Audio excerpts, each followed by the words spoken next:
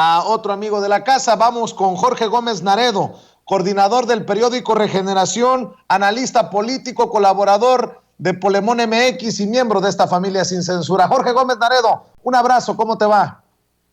Hola, querido Vicente, bien, muy bien, aquí estamos muy contentos de participar. Oye, pues vaya dotación de vitacilina que hay que repartir entre los opositores luego de que el enviado de Joe Biden, al que han endiosado esos de la oposición, termina reconociendo, apapachando a Andrés Manuel López Obrador en el sureste mexicano. Sí, fíjate, Vicente, que a mí me pareció muy interesante toda esta visita, todo lo que se ha establecido en ella, más allá de los acuerdos, de muchos acuerdos que se necesitarían plantear como se estaba comentando aquí hace tiempo, anteriormente, pues, pero sí me parece como muy simbólico todo lo que sucedió en esta visita.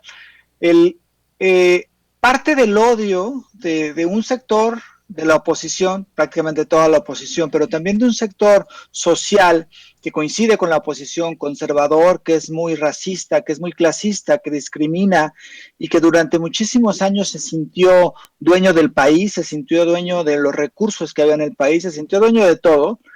les aterraba que un presidente de izquierda, nacionalista, llegara a la presidencia, pero también les aterraba que llegara a la presidencia un personaje que no era de su clase también, que no estaba relacionado con su grupo, que no se subordinaba a su grupo y que además venía desde abajo, ¿no? Venía desde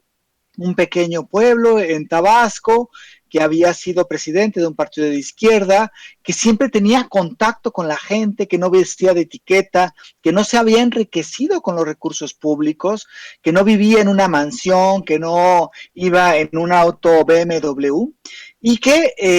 ese odio, esa parte, ese terror, digamos ya puesto en estas campañas de guerra sucia, se evidenciaba mucho en estas frases que mencionaban sobre Andrés Manuel, en que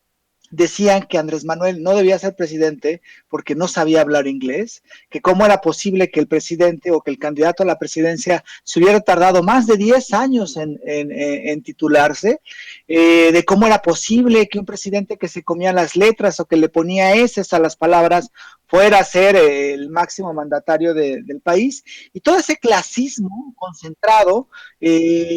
cotidianamente se expresa en redes sociales y cotidianamente se expresa en muchos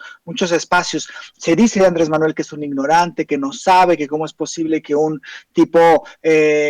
no solamente autoritario, ¿no? Porque también eso lo mencionan, pero que un tipo que no tiene el conocimiento, que no está a la altura de este grupo, sea el presidente. Y entonces es muy interesante cómo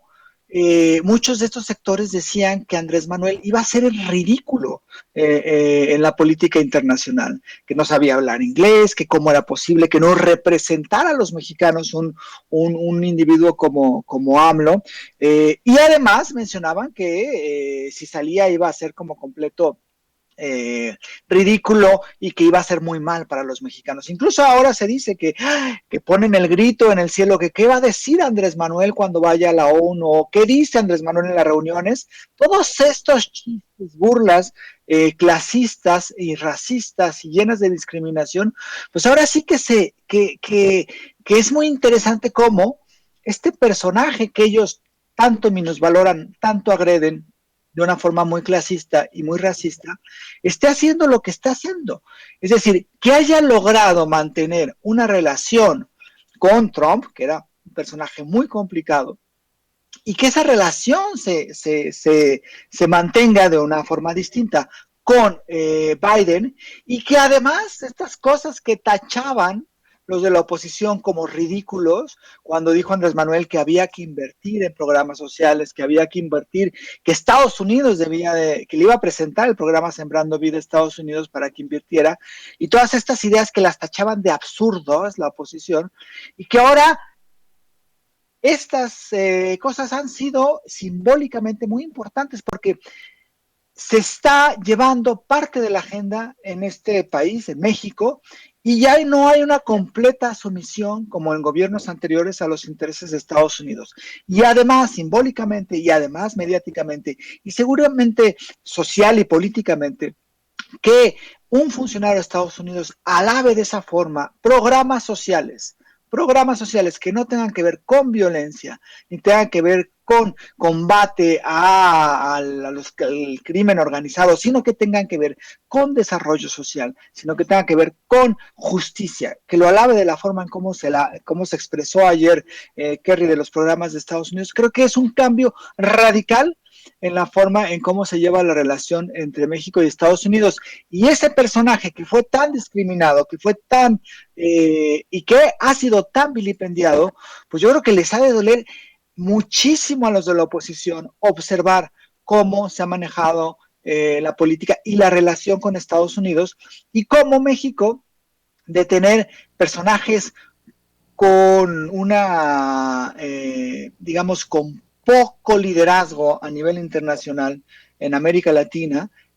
pues ahora sí cambie radicalmente esto y México sea, y el gobierno de México sea un gobierno distinto en muchos sentidos y que se reconoce el liderazgo desde muchos otros espacios. Pues creo que queda claro que no podemos